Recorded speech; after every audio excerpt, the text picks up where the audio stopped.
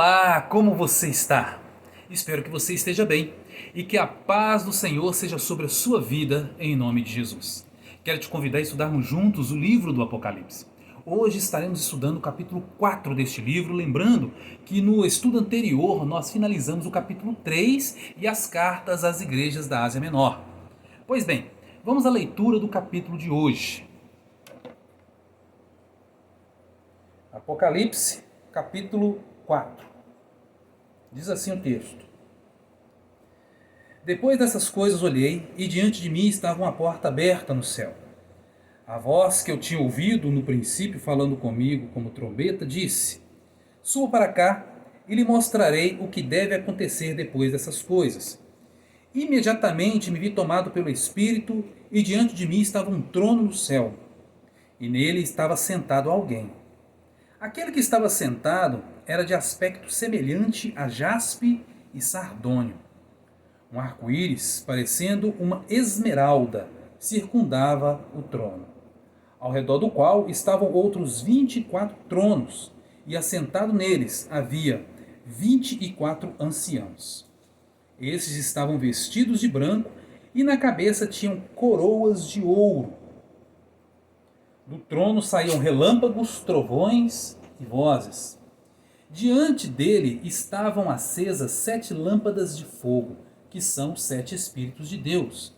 E diante do trono havia algo parecido como um mar de vidro, claro como cristal. No centro, ao redor do trono, haviam 4 seres viventes cobertos de olhos, tanto na frente como atrás. O primeiro ser parecia um leão. O segundo parecia um boi.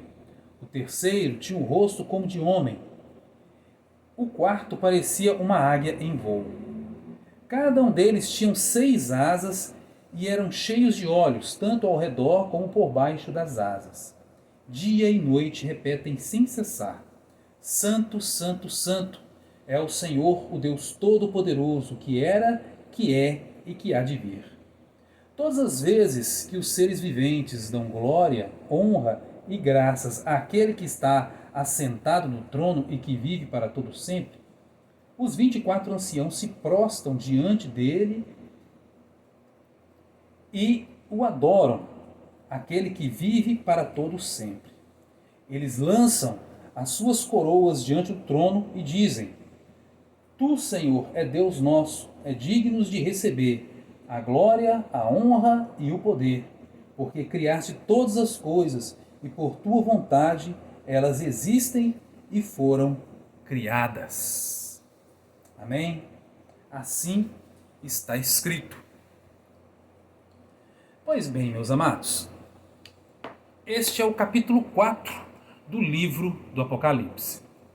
Quando as cartas foram escritas e enviadas às igrejas da Ásia Menor, Deus queria estimular as igrejas a colocar sua total confiança em Deus e não na paz e suposta prosperidade que o mundo e o sistema mundano oferece. Jesus exortou as 7 igrejas a colocarem a sua fé e esperança em Deus e em suas promessas de uma vida sem choro, nem pranto e nem dor. E não na possibilidade de satisfação, e prazeres que a carne oferece. É por isso que neste capítulo Deus revela-se em sua sala do trono, rodeado por uma corte celestial. Esta é uma revelação clara dada não só a João, mas a toda a igreja do Senhor Jesus. Não é apenas uma revelação, mas uma mensagem de esperança que diz que Deus está no trono, Deus governa, Deus está no controle de todas as coisas e nada foge do controle nem do olhar atento de Deus. Tudo o que está acontecendo e que ainda vai acontecer está dentro do plano de Deus. Como poderemos ver neste capítulo, o apóstolo João é arrebatado aos céus. Arrebatado porque, como ele mesmo disse, imediatamente me vi tomado pelo Espírito. E este Espírito que o tomou, que o arrebatou, foi o Espírito Santo de Deus. Porque a palavra Espírito, descrito nesta versão, inicia-se com letra maiúscula. É um nome de uma pessoa. O interessante é que em outras versões da Bíblia, como na versão revista e atualizada, a frase usada pelo apóstolo João nesse verso 2 é: eu me achei em espírito. Neste caso, reparem que a palavra espírito se inicia com letra minúscula.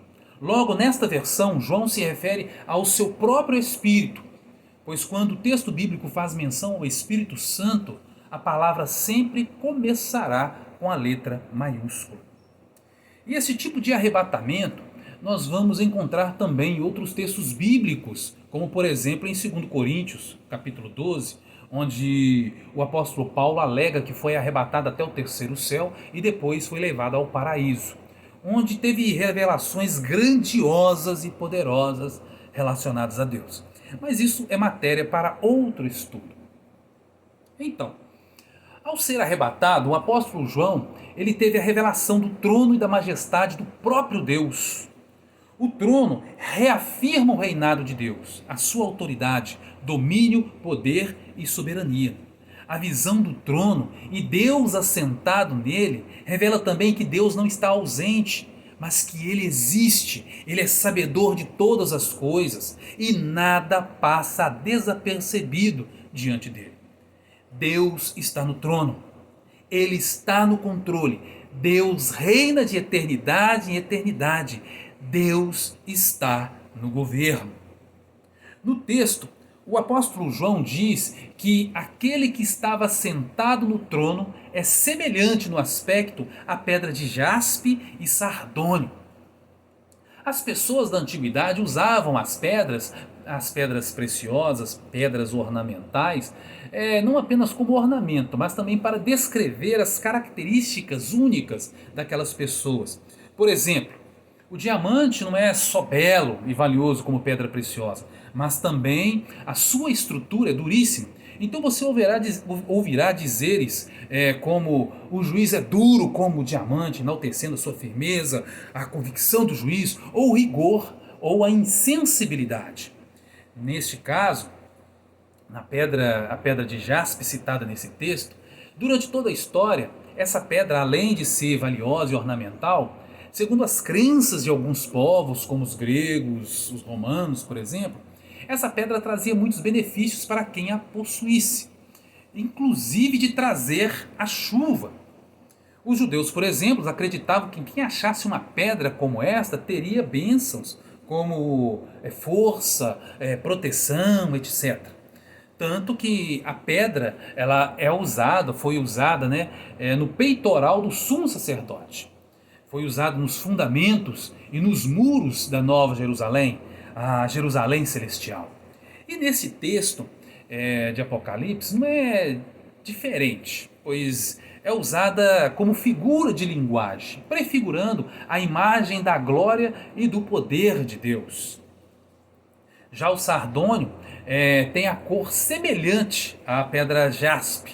Também ela está presente no peitoral do sumo sacerdote, também está na base do muro da Nova Jerusalém Celestial e também prefigura a glória, o poder e a força de Deus, enaltecendo Deus como um Deus glorioso, poderoso e extremamente forte.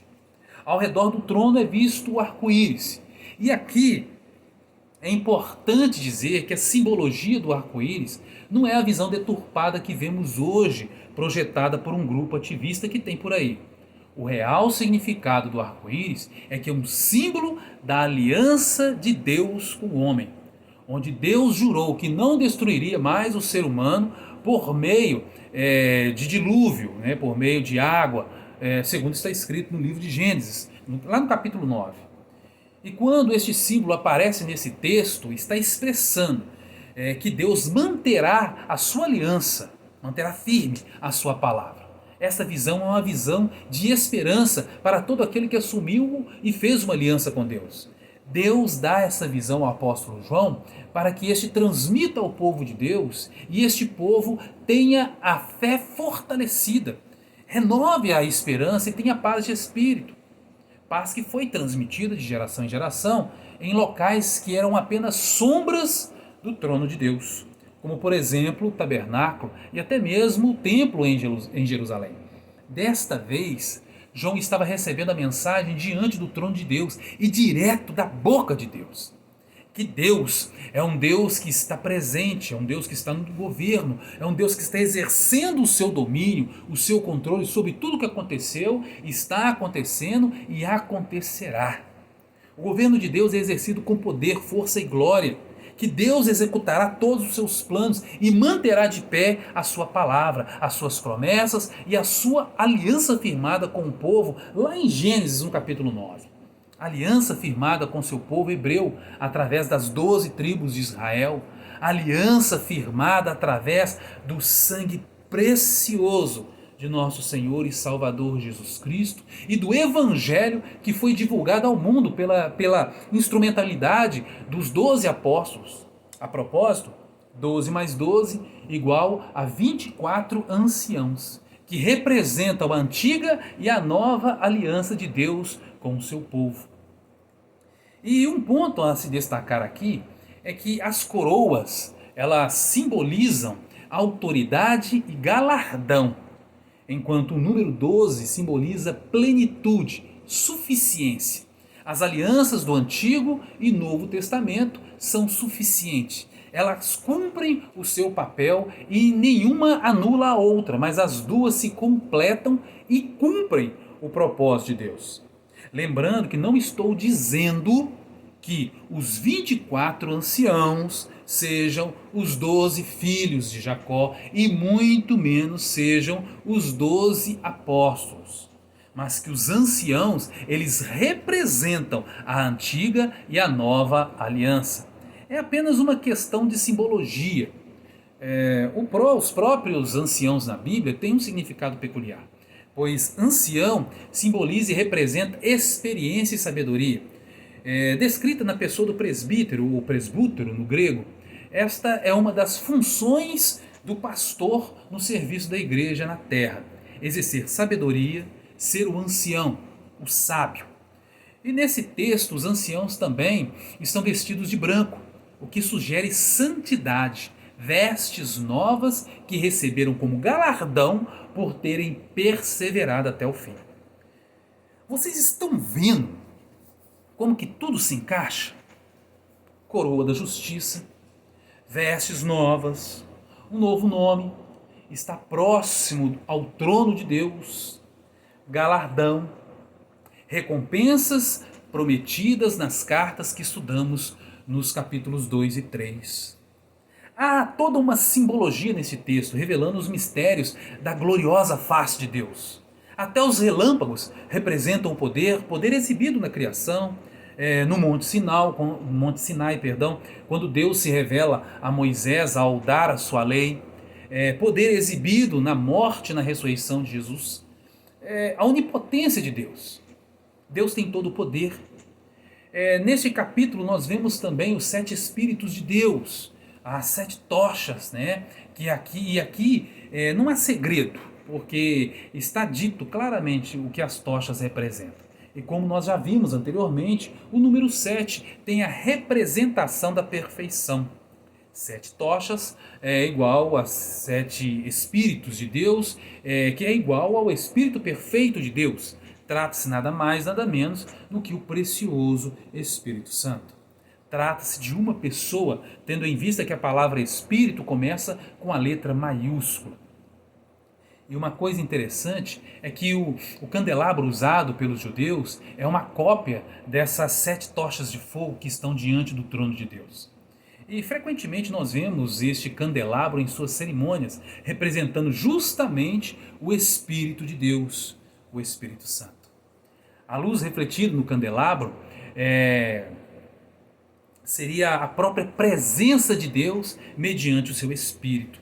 E diante desse texto também é visto o mar de vidro, o mesmo mar que é visto lá no capítulo 15 do livro de Apocalipse, onde aqueles que venceram a besta entoam um cântico de Moisés, o mesmo cântico que Moisés entoou quando venceu o faraó no Mar Vermelho.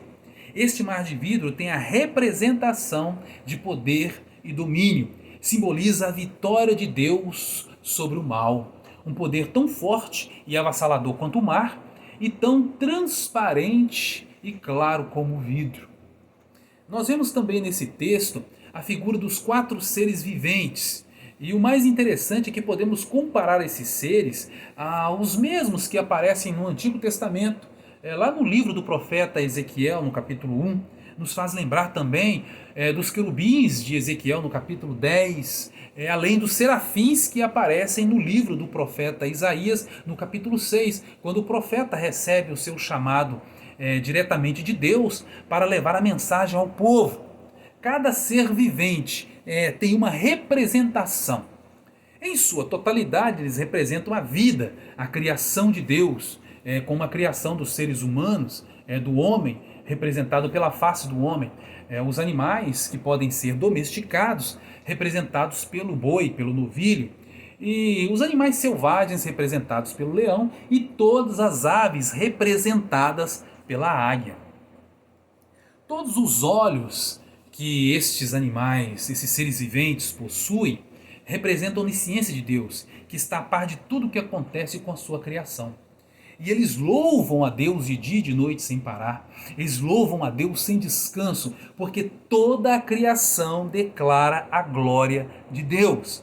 Você se lembra do Salmo 19, que diz: os céus declaram a glória de Deus e o firmamento proclama as obras de suas mãos. Ou seja, a criação louva e adora o Deus do passado, presente e futuro. Os seres celestiais louvam e adoram a Deus. Louvamos a Deus pelos seus feitos gloriosos, pelas obras que são realizadas ao som da sua poderosa voz, pelo seu agir, pelo seu falar. Adoramos a Deus por aquilo que Ele por aquilo que Ele representa, pelos seus atributos, pelas suas qualidades, enfim. Neste capítulo, Deus confirma e reafirma o seu absoluto controle sobre o passado, presente e pelo que ainda irá acontecer. Sobre os feitos dos homens, os feitos da criação e sobre tudo o que se passa na terra e fora dela. Deus sabe de tudo, no mundo físico e no mundo espiritual. Nada foge do conhecimento e do olhar atento de Deus. Isto é onisciência. Deus também reafirma o seu governo, majestade, autoridade, o seu domínio, que com todo poder e glória executará todos os seus planos. E da mesma forma manterá a sua palavra, a sua aliança com o seu povo e com a sua igreja. Isto é onipotência. Deus também confirma que está em todos os lugares e que nada nem ninguém pode fugir da sua presença. Deus está em todos os lugares, isto é onipresença. E do seu trono, Deus governa. O apóstolo João viu um trono e o trono estava ocupado. O trono não está vazio. Existe um governo, existe um governador soberano que é Deus e nada foge ao seu controle. E o homem, querendo ou não, verá os planos de Deus se cumprirem. Esta é uma visão e essa visão ela é uma revelação e um aviso. Uma revelação para nos dar esperança e um aviso para nos prepararmos para o que vem por aí. Para que o povo de Deus vigie e ore para não ser pego de surpresa, para que o povo de Deus se encaixe nos planos e estejam no centro da vontade de Deus. Porque os desavisados, os incrédulos e quem não estiver encaixado, meus queridos, vão sofrer amargamente. Então eu te pergunto, já que Deus nos ama tanto, que fez questão de nos revelar a verdade, o que vai acontecer em detalhes, inclusive quem vai vencer no final, por que não ficar do lado do vencedor? Pense nisso. Pois bem, nós vamos encerrar por aqui o nosso estudo, e vamos encerrar esse vídeo, e no próximo vídeo nós falaremos sobre o capítulo 5. Então não perca, se puder também, faça sua inscrição neste canal, recomende este estudo, com certeza esse estudo será relevante para a vida de alguém. Vamos nos preparar, porque o tempo está se cumprindo, meus amados. É só você começar a observar o que está acontecendo. Não é à toa que Deus tocou meu coração para eu estar fazendo esse estudo. Esteja atento, o tempo está se cumprindo. Como está escrito, aquele que tem ouvidos, ouça o que o Espírito diz às igrejas. Que Deus te abençoe, um forte abraço e mantenha sempre viva a esperança. Que Deus te abençoe.